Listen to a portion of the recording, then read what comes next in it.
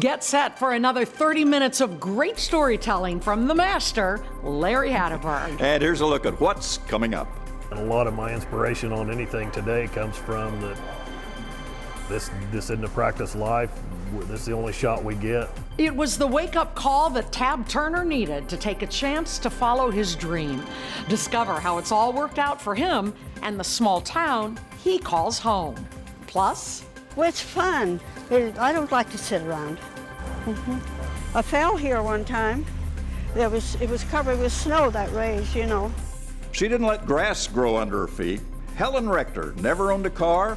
She got along just fine, thank you. Learned her philosophy of life that included exercise and love of country also. It just seems like it's not me that's doing it. It's just some inner power that God has given us. these twin sisters had an amazing gift for turning simple wheat into amazing works of art. Discover what inspired them and why their incredible works remain a hot commodity on the Kansas art market. And you're never too old. Never too old if you have the right attitude and the right outlook on life. Now this is another fondly remembered Kansas artist. Olia Hall had a spectacular knack for painting on glass and ceramics, and she was never planning to give it up. Then we'll have this story. I'll be wearing my old bib overalls just like this. When I get off the plane in New York, people look at me kind of funny and they say, well, you must be from Kansas. From Kansas farmer to international business tycoon, Lawrence Strawder made a name for himself on creating cute little cuddly creatures. Learn the fascinating story of how the high-powered business world didn't change him a bit. Hello, I'm Susan Peters. And I'm Larry Hatteberg. Those are just some of the stories we'll rewind and revisit on this edition of Hatteberg's People.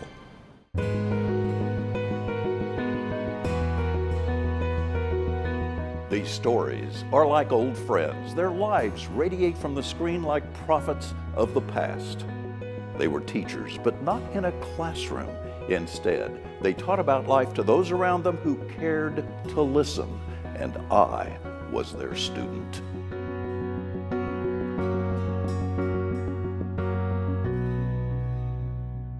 Hi, everybody. It is great to have you with us. We're going to begin with a Kansas man who found inspiration in tragedy and became exactly what his small town needed. In making a career and lifestyle change, Tab Turner ended up helping breathe new life into his little Kingman County community. Now, it required taking a chance and then getting busy.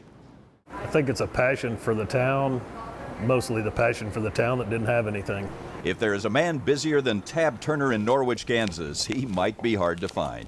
Tab is not only the fire chief. It takes a lot of volunteers to make a small town work. But this year, along with his wife Denise, Tab started 2 new businesses.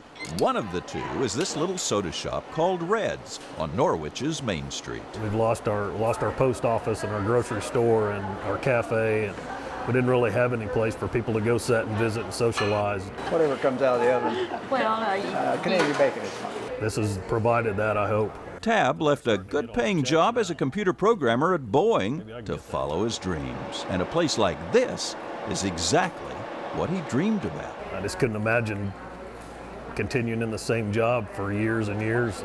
All my local friends that helped me build this place were very supportive. My expectations were met, and that doesn't happen very often, but I feel like they were met on this project. Tab is a non-stop worker, and some wonder why. Well, 5 years ago, his son Corey was critically injured in an ATV accident. He's okay now and a student at Pratt Community College. That was a hurt like no other when my son was in the hospital for 5 weeks, in and out of comas, and to not know whether he was going to live or not. And a lot of my inspiration on anything today comes from that this isn't a practice life. This is the only shot we get. To about lose a child has just changed the way I look at things. Norwich is a town of about 500 people south and west of Wichita. It has some old buildings and some modern, active businesses, but it's not the kind of place where dreams are made, except if you're Tab Turner. In order to start two businesses at the same time, it's taken a lot of patience from everybody, and it's taken a lot of support from the community and friends just to put this deal together. And without that, it wouldn't be where it is today. Tab Turner doesn't see problems. He sees solutions and friends who have helped him make his dream come true. Do it while you're younger. I'm 43. It's okay. There's life outside of the plants. You know, you can survive outside of there. 13 years later, Tab is still at it. Now, he's leased the restaurant out, but it's still called Red's, and Tab says the new operator is doing a fantastic job with it. The food still looks good, I bet. Yeah, exactly. Was it good? Yeah, of course. I bet. Meanwhile, in 2016, Tab started another business in Norwich, ProTech Manufacturing. He has employees of 15 people, including his son, Corey. Meanwhile, this guy's busy. Tab was elected to the school board in 2017, and yes, he still serves as the Norwich fire chief. He says life is good. Man, this guy is so busy in Norwich, but you know, that's so interesting because in a small town, the more you get involved with the community, the more you get elected to do almost. Exactly, exactly. They see that you're busy and they say, oh, well, Tab will do it. Tab will do it. He's got nothing to do, yeah. even though you have everything to do. Well, right. I'm glad people like Tab exist. Absolutely. Here's another Kansan who liked to keep moving. Now, she loved to keep active and she loved her country. This story is from 1987. Okay. There. And I'll shut it. Don't get in her way. Helen Rector doesn't have time to slow down. If I don't get fresh air, I don't feel good. Every day that weather permits, Helen walks, sometimes as far as 4 miles. Well, it's fun. I don't like to sit around. I fell here one time. It was covered with snow, that raise, you know. This is the way I walk. Yeah, not a bit slower. I never did drive a car. My husband and I never owned one. And so we always walked. We lived close in so that we could go to our business places and church and everything walking. And I've never quit yet. Now the park is right over there. I go to the park sometime and sit down a little bit and I see the birds and the flowers and squirrels and all, and the clouds and all, and sunsets and sunrises. I notice all those things. And that makes me appreciate where I live more, too.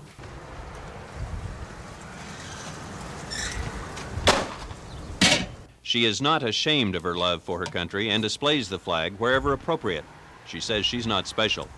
It's something everybody should do.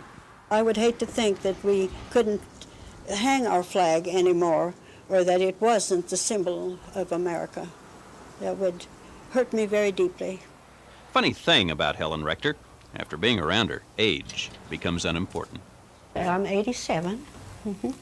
No, I'm not ashamed of my age.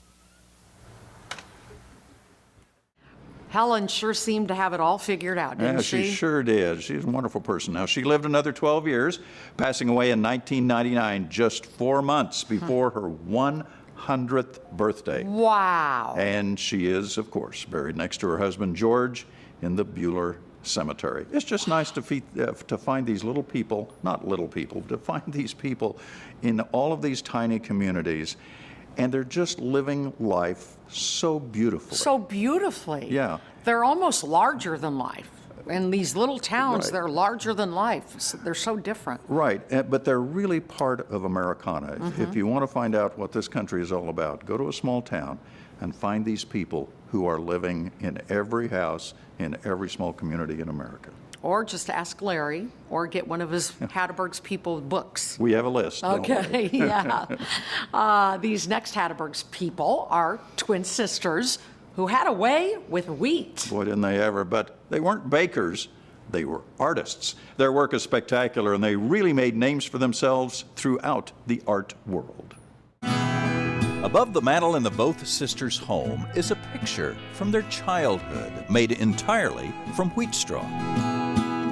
You know, the public around us, they seem to enjoy the things we do, you know, Of course, we always feel like there's some higher power that helps us do these things. I'm Marie. I'm Martha. And together, these retired nurses have created out of straw some marvelous pictures of homes and landmarks. Definitely. We loved to draw when we were young, and we like to be a little creative too. It's all done here in their basement work area. After I see the finished product, I feel like it's all worth it. These two sisters are quiet workers wanting little attention to themselves. They simply enjoy their work and the reactions from others. It just seems like it's not me that's doing it. It's just some inner power that God has given us. They use larned wheat because the length of the stem lends itself to their work. And this one happens to be extra long. Another room is where the wheat is stored along with other natural products that aid in their creations. We love nature, we love the natural world rather than, this little styrofoam stuff that's coming up. Now, wheat straw pictures aren't their only work. They also make these banners proclaiming their faith. Banners that are now found in churches throughout central Kansas. It's a labor of love. In a world where technology moves like lightning, these sisters' work is more glacial, but it's a pace they like. And the results prove that time is on their side. Some of the things we look back and say, oh, how did we ever do that? In North Newton, I'm Larry Hatteberg. You'll still find Marie and Martha's art on display in all sorts of places across Kansas, including their alma mater, Bethel College in North Newton. Unfortunately, Marie is no longer with us. She died in 2016. But Martha is still in the area, and she is 89 years old now. Wow. Her art, you look at some people's art and you say, how in the world do they do that stuff? How'd they even think of it? Yeah, How'd they think of it? Part of it is patience. Is it? Yeah, I could never do what they do because it takes just incredible patience, plus you have to have an eye. You have to have an eye. Eye for the art. And some people do and some people don't. I don't have it for that art. Me either. But they did. That's so cool. Okay, we're going to meet another senior now. She's a senior female artist who made a name for herself. Her medium was fine china. And it was fine. For decades, Olya Hall's intricate designs left art lovers in awe, and they still do, actually. Meanwhile, Olya passed on her joy and talent for painting to the next generation. It's my little blue heaven. Well, they tell me I'm a rebel. I probably am a nonconformist. I like to be myself. Meet Olya Hull of McPherson, an artist who makes the difficult task of china painting look easy. And a woman who believes that if advancing age means going downhill, then she's just picking up speed. Well, I think I'm just a younger person in an older body that I can't do a thing about. For Olya, life is art, and art is life, and these delicate china paintings reflect years of practice and patience. It's dainty. I like dainty things. It really is another canvas. China painting, you can put it on anything. You can have a picture, you can have a set of dishes, you can have jewelry. There's no limit to what you can do with china painting. I think it's nice that I teach, because if I was painting, I probably wouldn't want anybody to come. I would just be by myself and paint, but this way I meet people and make friends. The teaching is done in her home, where a small group of students gather weekly to hone their skills. I tell my students if they do it right, they're making heirlooms. Some pictures by the great masters are copied into china plates. Other designs are her own, like her design for staying young. I think a lot of people have an attitude that when they retire at 65, they're just supposed to sit in a rocking chair and be happy. And I couldn't do that because I have a nervous energy, I think, probably. I'm going to try as long as I can, stay young. Olya is also known as the Lamp Lady because she's one of a handful across the country who repair these Victorian globe lamps. It's about the only thing I custom paint. Because for teaching, I don't have the time. Once the globe is replaced, Olya paints it to its original design. I suppose so. Olya Hull is nearing 80. Her plans? To continue painting and to vacation very soon in Japan. You're never too old. Never too old if you have the right attitude and the right outlook on life. Because every day you wake up, it's just another good day. And it's a blessing. And We should all thank God each day for each day and be glad that we can wake up and be alert and do the things we want to. Olya traveled all over the state to teach classes, and she did that for more than 22 years. She lived to be 98, and her amazing work will live on for generations in the form of prized possessions and family heirlooms. Wow. And that's really the kind of heirloom that you want to get is art that's been handmade Right. and passed down from generation to generation. It's priceless stuff. Priceless. You couldn't buy that. Oh, no. No way. All right, besides art, food is another great pleasure of life. And for many decades, Effie Crowell slung some mighty fine hash at her little restaurant over in Rush Center. This story is from 2008. I knew everybody. There's about 175 of us probably live here in town. And people move in and move out, and you don't even know who they are anymore. I just describe it as a place everybody needs to come to. Nobody's a stranger here. Yeah. We eat here at least 4 times a week. That's what I did all my life. How would I sit down now? This is Effie Crowell. She runs Effie's in Rush Center. If it was work, I'd quit, you know. And it's like I can't stand to stay home. Kids didn't want me to work anymore, my daughter. My son don't care. But he said, you stay at it as long as you want to, Mom. She's no spring chicken. She's a worker. Well, I was 83 in July.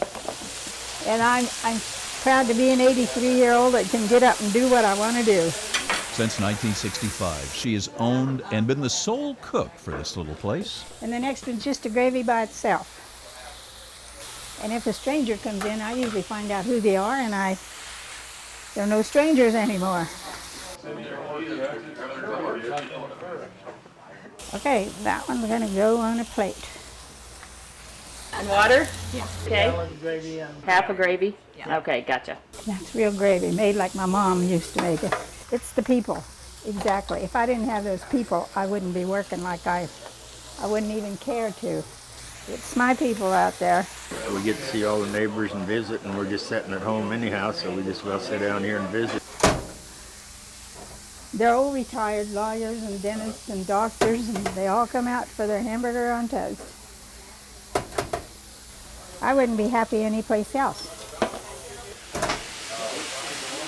When I get to heaven, I'm still going to be cooking hamburgers.